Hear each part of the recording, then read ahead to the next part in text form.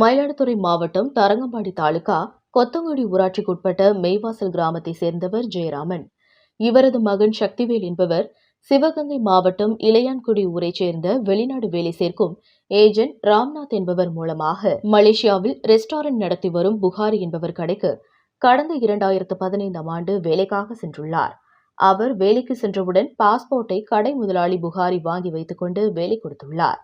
பாஸ்போர்ட்டை புதுப்பிக்காமல் பாஸ்போர்ட் கெடு முடிவடைந்துவிட்ட நிலையில் அவரை திருப்பி ஊருக்கு அனுப்பாமல் கடந்த 2 ஆண்டுகளாக சம்பளமும் தராமல் வேலை வாங்கி வந்ததாக சக்திவேல் தொலைபேசியில் தகவல் கொடுத்துள்ளார்.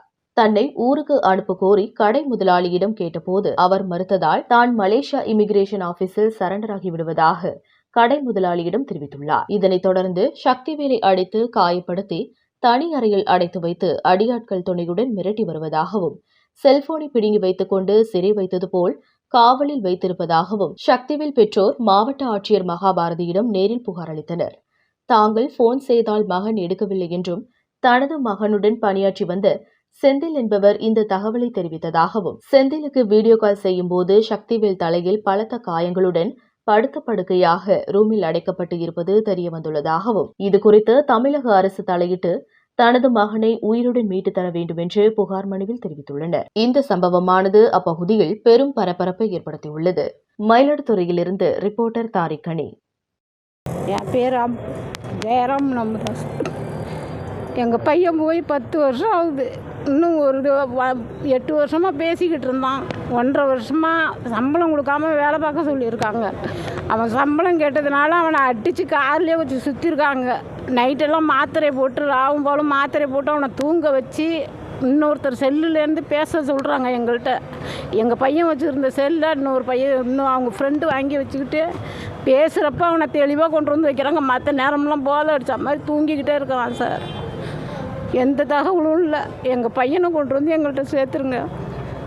அடித்து மண்டையை உடச்சி தையல் போட்டு ரொம்ப சித்திரவதைப்பட்டுக்கிட்டு இருக்கான் சார்.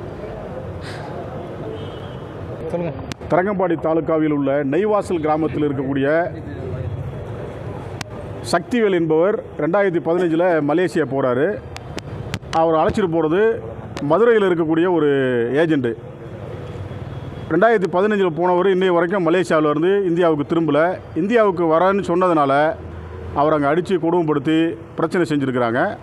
அது வீடியோ கால் மூலமாக அவங்களுடைய குடும்பத்துக்கு அவர் பேசியிருக்கிறாரு.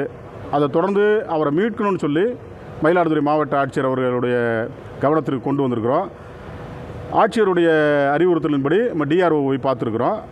உடனடியாக நடவடிக்கை எடுத்து அவரை மலேசியாவிலிருந்து திரும்பவும் நம்ம இந்தியாவுக்கு கொண்டு வரதுக்கு தமிழ்நாடு அரசு ஆவணம் செய்யணுங்கிறது எங்களுடைய கோரிக்கை.